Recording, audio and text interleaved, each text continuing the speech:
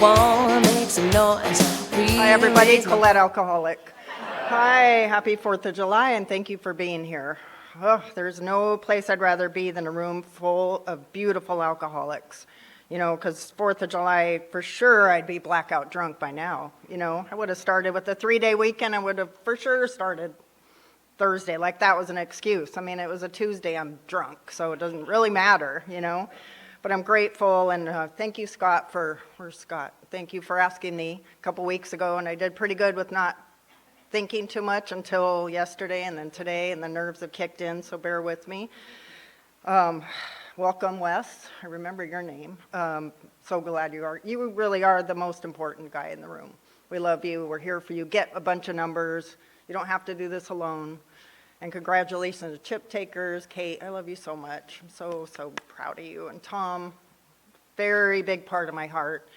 And I'm so grateful to be able to do this. So when Tom, I met on my day 2. Fred is here, day 2. These guys brought me in. We're at Genesis together.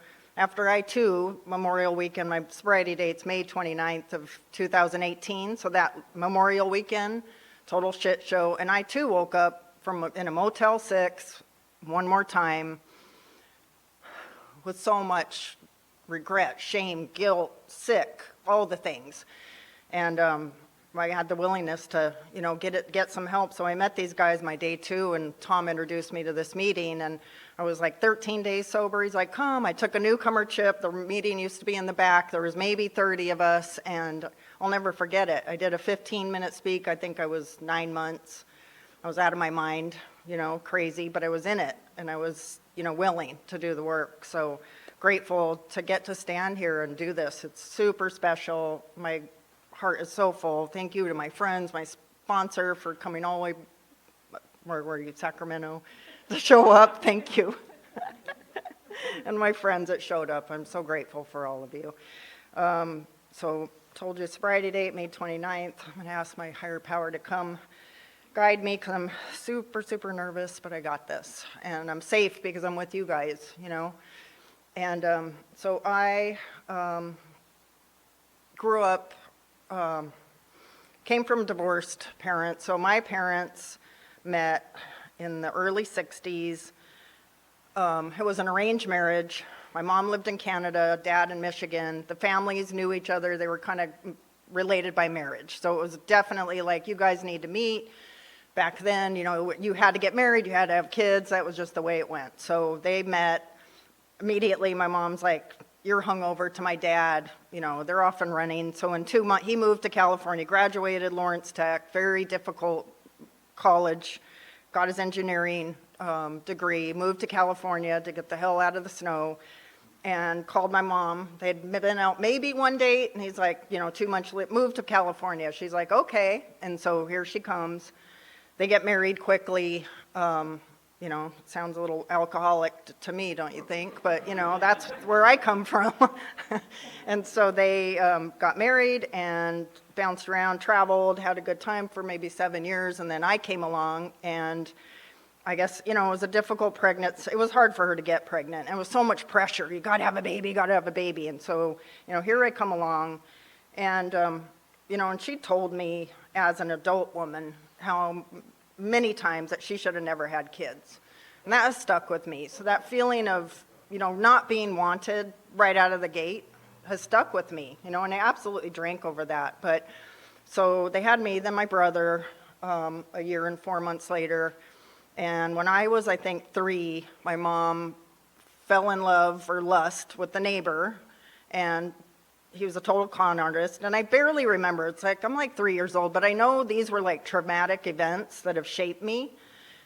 And it's like, I remember bits and pieces, but I just know it was shitty. It's like she ripped us away from our dad, moved up to like Merced, Bakersfield. We bounced around all up in the Central Valley, bounced around from house to house, apartment to apartment. This is like early 70s where you could get an apartment on a handshake, not pay rent, dip out through the window, and then on to the next place, get no power, we're out barbecuing in the summer times. There's no electricity, there's no lights, and I don't know what's going on. I think we're just having fun. We're out, eating at the park. It's fine, right? So we did that for a couple years. bounced around, and then she was done because she could see this was not going anywhere. So she calls my dad. Of course, he rescues her, gets her apartment. So we're living in Oxnard, and not the best part of Oxnard. It's like off Saviors, and so it was rough. It's like I'm the only white kid in school.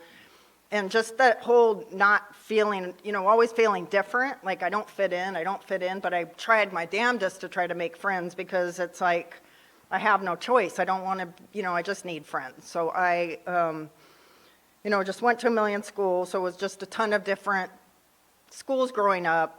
Every year, move, get connected with friends, time to move. My dad's very stable, so it was a little confusing. I go back and forth. My dad's like stable. He had met a woman a couple years, and after they had split up, she had 3 kids. So we're kind of like Brady Bunch on one thing on the weekends, and then I go home and my mom's in the bar. She's got some drunk construction boyfriend that's sitting on the couch, wasted. We don't even speak. I mean, they were together 10 years, and I don't think I ever had like a full conversation. So it's like we're living with a stranger.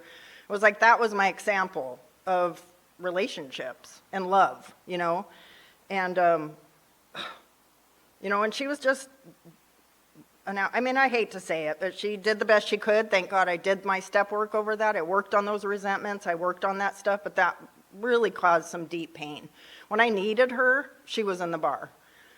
And, and I hated her drinking. I hated my dad's drinking, and I became 10,000 times worse than both of them put together. They're very functioning, and I kind of was too until I wasn't. But I hated it, and I remember, getting ready for prom. So, fast forward a little, I'm, get into, school. I'm like 14. I start, have my first drinks. I'm sorry, I'm kind of all over the place. I'm a little flustered, but I'll try to get this out. I think I was 14 with my stepsister and then one of the neighbor kids, and we're drinking beers, and I drank 8 beers, some Schaefer, something cheap that was shitty, but I loved it, And then I'm trying to make out with the neighbor boy who's not cute, and I'm like, this is my story, I'm going to drink and I'm going to find him, and I loved it, and I'm smoking weed, and I can't remember if the weed came first or the beer or whatever, but I was in love. I'm like, this is a greatest escape, let's do this again. And so into so then I find alcohol, and then, it was just a party. I got into the dance scene, so we're going out to clubs, and then I discover LSD, and so I know this is Alcoholics Anonymous, but drugs are a big part of my story.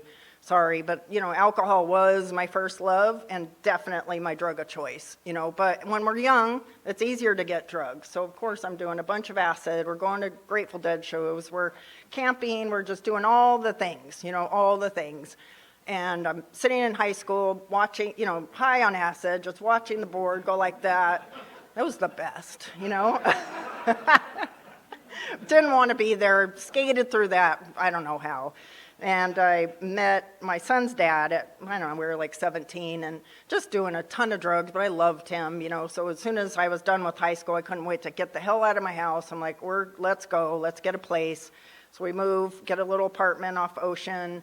That's a party, and we're just drinking and drugging, and we're doing his dad, who, when he was 18, came back in his life from Bakersfield. Fast Eddie from Bakersfield rolls up into town on his Harley, introduces us to crank, meth, whatever you want to call it. We're 18-year-old kids, and we're just doing, drugs with dad, and that was like another one of our examples of this is what parenting, this is, life. And it was, I was just like, this is great, let's party, it was so easy. Here's the drugs, and then it's the ecstasy, it's everything, it's all the drugs, it's all the drinking.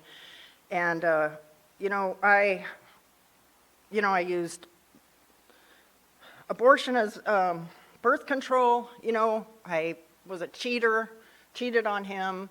And then, of course, I'm so resentful when he ends up leaving me for another woman, not seeing my part, that I was horrible to him.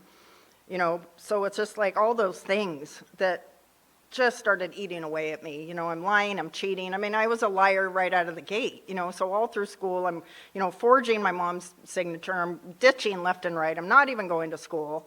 I didn't want to be there. I just want to take as many drugs as I can, have sex, and get drunk, and that's all I care about. And I don't know how I graduated, to be honest, but I did. And so he and I, had our place, we're drinking, drugging, all the things, and then we had my son.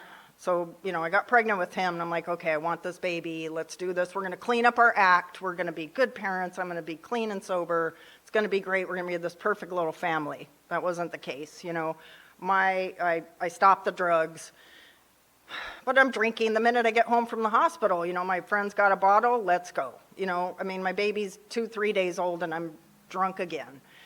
And he's high on heroin, and then he starts using.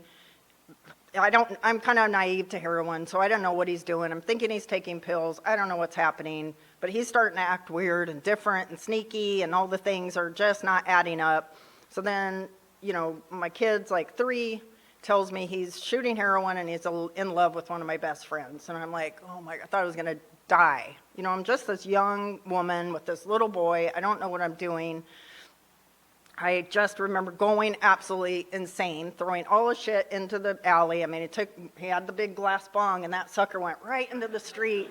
I was so pissed, it's like, how dare you do this to us, but it was the best thing that ever happened, because my son didn't have to be around his dad when he was young. He didn't have that example. His dad was a very absent father, and I was resentful. He was way up there on that 4th step, but I've done the work. And my son got married a couple months ago, and I was able to sit across the table with him and have a good conversation. And it was like old times, because now he's clean and sober. What a gift. And with that woman that, he fell in love with, of course that didn't last, because they're high.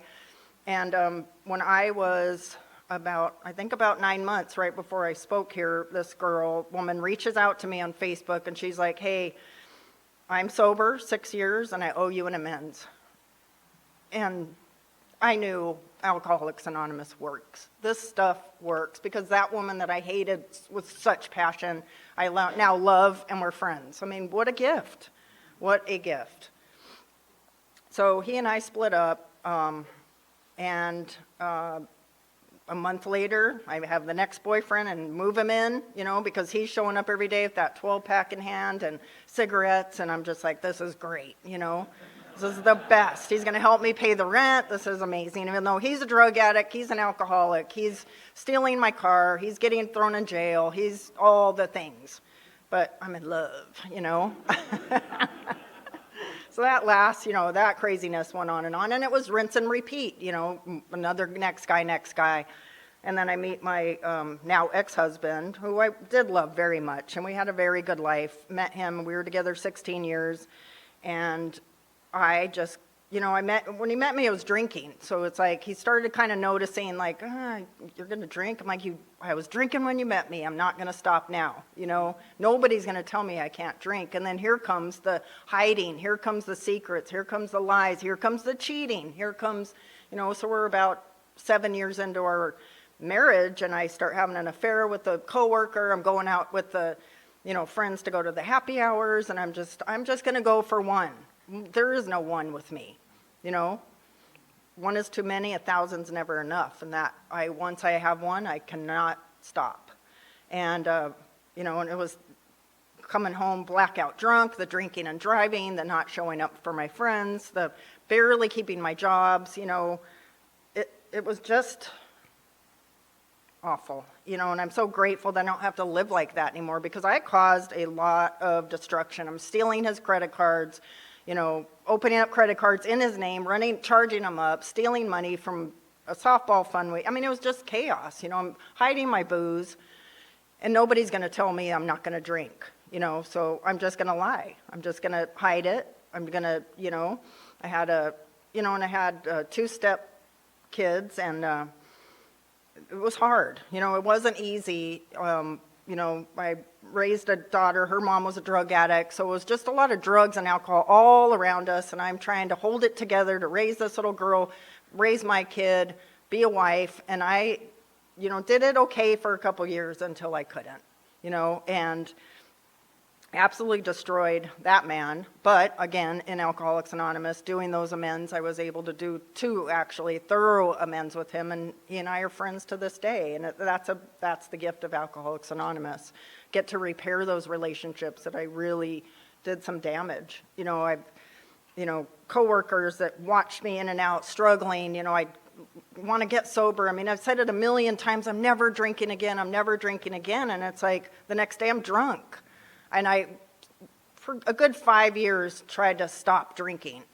And I just couldn't. And I kept trying to do it by myself. I'm, looking up these sober blogs, and I'm like, oh, I can do it by myself. I can be a moderate drinker. And I had to work so hard to try to be a moderate drinker. If you have to work that hard at it, it's not, maybe you have a problem.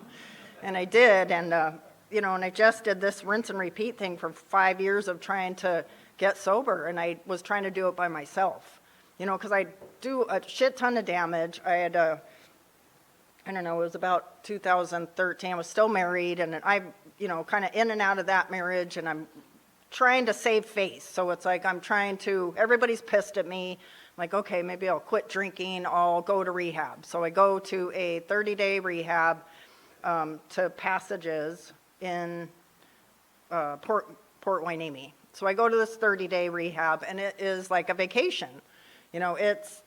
They did everything for us. They fed us like kings and queens. We went and had yoga and workout and didn't have to there's no service work. There's no meetings. There's no let's get connected. There's no fellowship. It's just, all this, a lot of counseling, and that was all great. But it's like once that 30 days is done, I have no plan. There's no after plan. It's like, 3 weeks after, I'm drinking again. $25,000, thanks to Blue Cross, down the toilet. And I didn't care. I'm like, it's fine. I had a little rest. I had a little month vacation. It was great. But 3 weeks, I get out and I'm like hanging out with the same people. I'm sitting in the bars thinking I can, have mocktails and trying to, it's just stupid. It's like I'm not changing a thing. Same people, same places. 3 weeks later, I'm drunk again. It's like, oh, it's fine. I'll just have a drink. And then I'm back running and it's worse. And every single time I would quit, come back. It's 10 times worse every time I go out. So thank you, Tom, for just that reminder. Like, it's not better out there. And I hope if, you're new, just stay, because it's not better. It's just going to get worse. And the older I got, the worse my disease progressed. The worse my body couldn't handle it anymore. Every day I'm waking up bruised up, throwing up. The gagging, can't even brush my teeth without, it's like every single day. How am I going to do this? How am I going to show up to work? How am I going to get my shit together? Really still drunk driving to work, and every day. And I didn't think that was a problem, because by 5 o'clock, I feel okay. I've had some junk food, a Coke, a beer at lunch. 5 o'clock, I'm good. Let's go. Where are we going to drink? Because I'm fine. I got this. And I just wasn't. So and I'd even gone to that rehab my son's birthday. I'll never forget. He was so bummed that I went. And he's like, Mom, it's my birthday. I'm like, that's okay. I need to go to this rehab. I'm going to get sober. And then, it's like I shit all over him too. And he was 25 when he saw me, when I finally got sober. So he saw me doing this shit his whole life. And I don't know how, by the grace of God, he has turned into the most amazing kid. He's so smart, so great. Such a blessing. So I did something right. I don't know why. Sometimes I was still able to show up for him, even though there's going to be a beer there. I'm going to be drinking, but I'm going to show up the best I could, which, at least I showed up, right? So that's like 2013. So then I'm, back at it. I'd gone on vacation to Florida, a solo trip to visit some family, and I'm, roll into the airport, 6 a.m., give me some whiskey and my coffee, let's go. Stock up a bunch of booze. So I can't even leave the bedroom to go out to be with my family until I have like 3 or 4 shots, because I'm literally like this, first thing in the morning, because I'm so drunk every single day, blacked out, caused all kinds of wreckage out there. And everybody's just like, what is your problem? It's like I was suffering, and I was getting, was just so close to the end. And I'd gone to Genesis to get an intake, just to and they're like, oh, it's a 12-step program. I'm like, fuck that. I don't want to do the 12, sorry for my French, but I mean, no, God, no. Very atheist at this point, don't believe in anything. The only thing that my solution is, the only thing that's gonna make me happy is that drink. And I was like, hard no, I'm not doing it. I'll do this on my own. A couple weeks later, here I go again, I'm drunk again, At this point, I had gotten my first apartment, moved, left the husband, which he should have left me long before that. That's like 2015. I left him, just fantasized about having my own place. I just want to have my own place. I just want to drink the way I want to drink. I want to have lots of boyfriends. I want to just be wild. I don't want to answer to anybody. And I did. I left, got a place down in the East End. It's the same shit, and it's worse. And then I'm online dating, and that's a national disaster, and I'm just causing basically kicked off Tinder. I mean, who? Of course, I'm blacked out every time I'm on there, so I have no clue what kind of damage, what I said, what I did. I have no idea. It's just, oy. So, good times. So, I'm living next to my best friend at the time, and we're just drunk at the bar every single night, doing the same old shit. And then I'm still like missing my old life. I'm like, I kind of want to be back with my ex-husband. I miss the family, so I'm kind of still, have him on this end, but I still want this life. I still want to have all these boyfriends. I want to get drunk, but I kind of want my stability. So I'm fucking with his head, and I'm just all over the place, just hurting everybody over and over again. And then I start meeting, bottom of the barrel men that gave me what I wanted. You got a handful of pills, fine, you can have me. You're bringing me a 12-pack, cool, you can have me. You bring me a bunch of weed, cool, you can have me. And I'm basically just trading my body for drugs and alcohol. And it's I have a lot of shame, but I have done a lot of work, and I do know today I am not that woman anymore. And I'm so grateful for that. I don't have to live in that hellhole ever again. If I choose not to, if I stay right here where I'm at, I don't have to live like that, And I don't do this perfectly by any means. I can be messy, and I haven't made all the best decisions in my sobriety, but I'm sober, and that's the one perfect thing I did is not pick up a drink. So 2015 rolls around, and my mom gets really sick. And my mom and I were close, more of drinking buddies, so we're close, we're hanging out, we're in the bars all the time together. And she gets super sick. She gets really sick very fast. So within a couple months, she's dead at, I think, 74 years old. And she was so healthy and vibrant and holistic and didn't take pills. I mean, she wouldn't even take an aspirin. And all of a sudden, the doctor's like, you need to take all these pills. She's like, nope, you can't drink beer. Nope, I'm done. So she died quickly. She was just over it. And that was one more reason to get drunk. My mom's dead. I'm going through a divorce. He meets somebody else, so now he's divorcing me, forcing those papers, and I'm like, okay, what's my solution? A drink. What's my solution? A drug, a man, just to get as high and just validated so I don't have to deal with any of that pain because I was dying, Everything's just being taken away from me that I love so much, but my only way of coping is to get drunk, and that was one of the hardest times. I mean, going backwards a little bit, my ex-husband and I had, when things were pretty good, I got pregnant at 41 years old. So my son's already 19 at this point. His kids are grown. I get pregnant, and I'm happy, and I'm healthy, and I'm like, oh my God, I'm going to have a kid with this guy. We're going to raise it together, have a good chance at a good family. And then the baby was diagnosed with spina bifida, and we chose to not keep the baby. We did we did it together, and we did all the tests. We went to Children's Hospital, did all the tests a million times just to confirm, but I didn't want to bring a child into this world that would suffer. He was going to have no quality of life, but that was the darkest point. Then came some depression, and what's my solution? A drink. And then I go to have an affair with another man instead of knowing my ex-husband is in so much pain over losing this baby, and said, I'm going to go find him and I'm going to go get drunk. Instead of trying to grieve this together, all I wanted to do was escape in any way I possibly could. And that was horrible, and I don't think I really grieved that until I got sober, until I started doing the work. I was really able to grieve the loss of that baby. And it's just painful because I wanted that baby, but it wasn't meant to be. And but that's how I handled every hard situation, was with a drink or a drug, every single thing. And, I did that for a couple of years. So then I'm bouncing around. And then, all those years of moving, like my mom did, moving us to different places, there I go. 8 places in a year. I'm just moving from one to the next, back and forth to my dad's, to apartment, with this friend, with that. And I'm like doing the exact same shit that I hated that my mom did. Here I go, 10 times worse.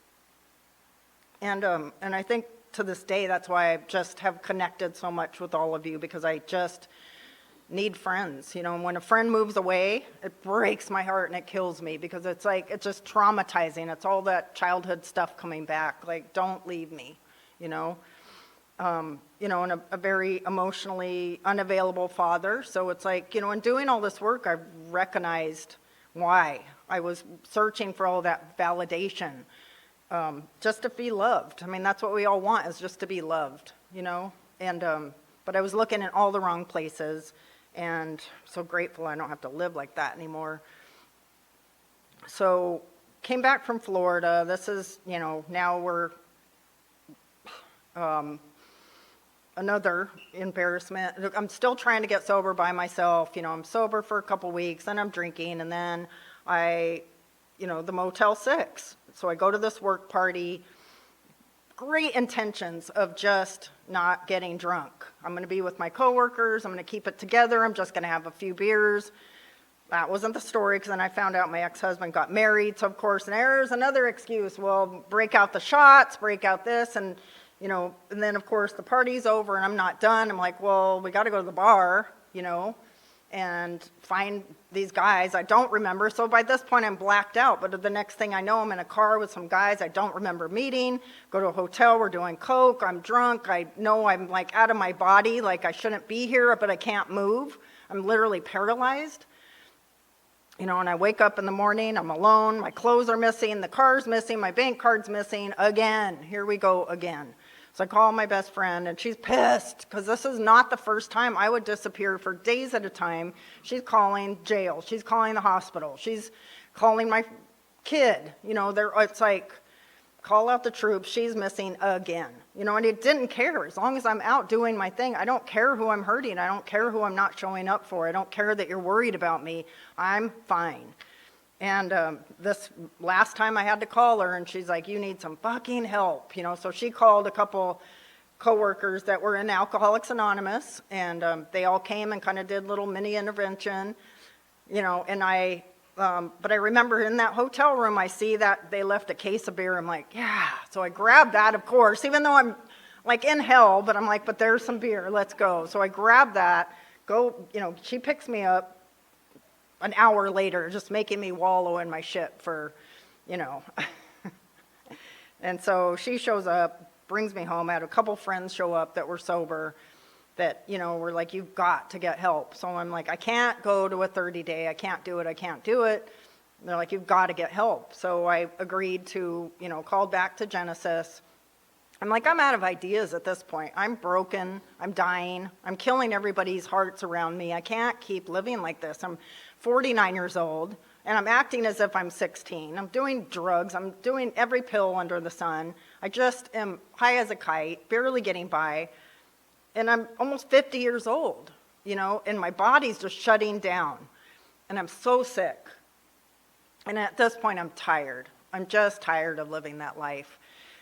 And so, made that call. So Wednesday after Memorial Weekend was my start date at Genesis. So, taper off with beers through the weekend, because there's no way I could have just gone cold turkey. There's no way. So I tapered off with beers, and I go to work Tuesday, come home Tuesday night. The empty box of beer is sitting there, and I'm like, Jacob, where's my beers, my son? He's like, I'm looking in the fridge, and I'm pissed. I'm like, okay, I know I have 8 beers left. I'm just going to drink those, and then I'll go to rehab tomorrow. It's fine. They're gone. I'm like, oh my God. You know that feeling of like, where is my drink? I need it. I absolutely need it. And he's like, you're done, Mom. He dumped them all down the drain, and I was pissed. But then it was that God shot of like, I'm done. I'm killing this kid. You know, I'm breaking his heart. He's watching me kill myself, and he's done. And I'm so grateful for him today, because I don't know what would have happened. What if he didn't dump that out? What if I got drunk again, then I go get more, and the next day I'm like, I don't need it, I'm fine. Thank God for that kid, and thank God that I found the willingness, and I was so nervous, so uncomfortable. I walk into the room, Genesis, and it was the aftercare, so these guys that had already graduated, but they came every Wednesday night, and there was probably, 30 people in the room, and I'm like, oh, this is a lot. And I'm scared, I'm terrified, I'm like, what is happening? You know, and these guys with 6 months, 4 months, I'm like, how? That's mind-blowing to me. I'm like, I can't even get a day without not drinking. I can't get one single day. How do you have months of sobriety? How? And how are you laughing? How are you smiling? How are you having fun? This is insane to me. Because my life is over when I quit drinking. It's going to be so boring. I don't trust any of you. Anybody that doesn't drink, I want nothing to do with you. No fun. So I show up, and I just asked for help. And these guys surrounded me with love, and they're like, come with us, and go to this meeting and go to that meeting. And I'm there for 60 days, and I was willing finally to do whatever it took. Go to any lengths, and I did. And we had to go 5 nights a week, so I worked all day in Camarillo, jammed to Ventura, 3 hours every single night, 6 to 9, and I just kept showing up. And every day I'm like, I didn't drink today, and then we had to do weekend meetings, and so Tom's like, come to Glum Lot, and then the women were like, go out to Peninsula, the women's meetings, and I was just willing. I'm like, okay, so every weekend I'm going to like 5 meetings a weekend. I am just in it, and so grateful I did. So I really got connected. I mean, when I was in the rehab, I wasn't at my best. I mean, I wasn't acting very ladylike, let's just say. Caused some damage in there, but I didn't drink, but I was trying to numb out in other ways. But again, thank God I don't have to live like that anymore. But I, just found Alcoholics Anonymous, and so once I got through that 60 days, it was go time. I'm like, what do I do? What's a sponsor? I have no clue. And I'd been in meetings for a couple years, in and out, but not listening to the message, not hearing a damn thing. I'm just there, just to say I went to a meeting to get everybody off my back, but I didn't understand the steps. I didn't know what a sponsor was. I didn't know about working with others. What? Helping somebody? No. What are you going to do for me? And I just started asking questions, and I put my hand out, and I opened my heart, and I listened, and I just started following. I just got in the middle of the herd, as we say, and I just started hitting a bunch of meetings, and found my first sponsor out at the Peninsula Women's, and she taught me about service, and I was very, very, very busy.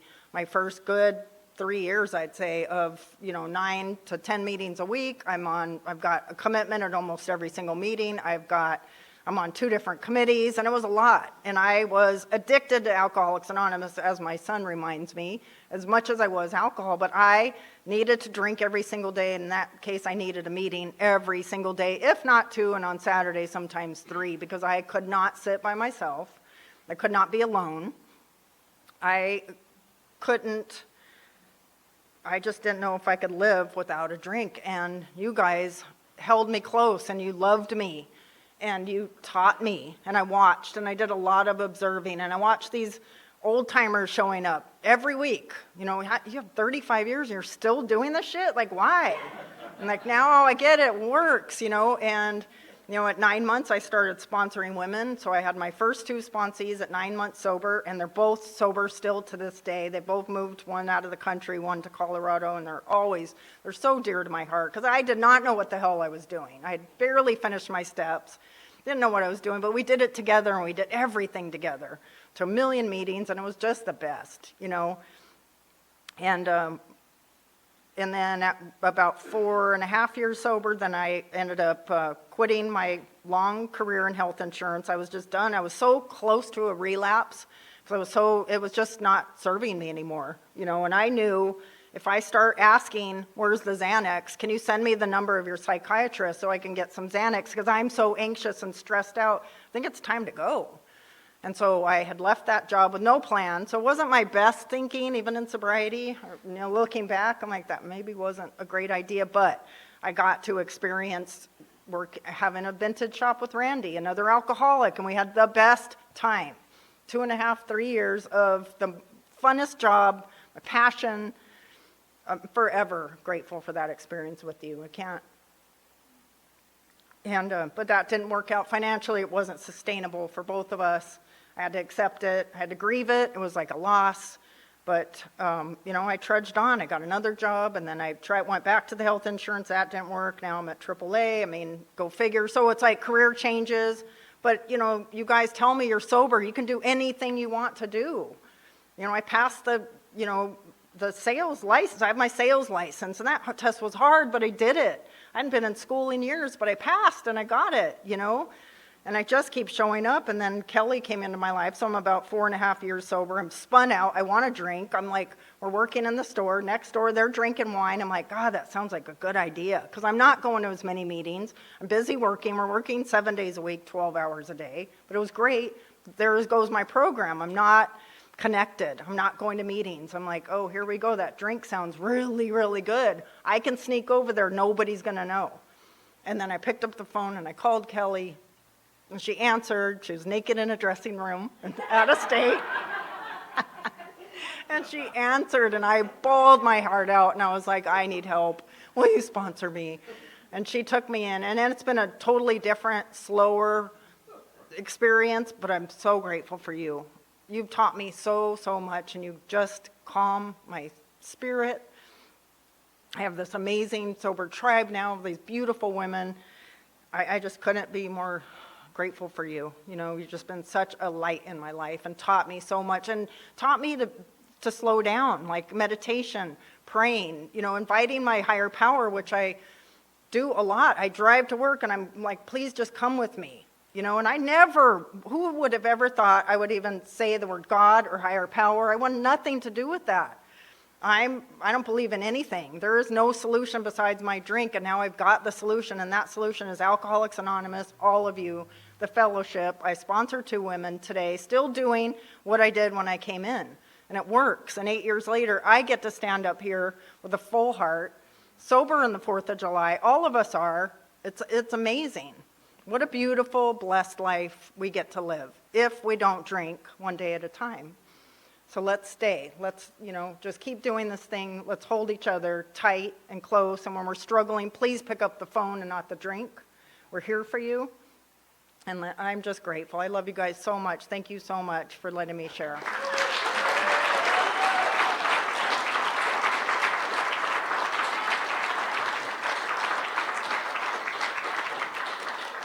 Yay, Colette. Let's thank our speaker again.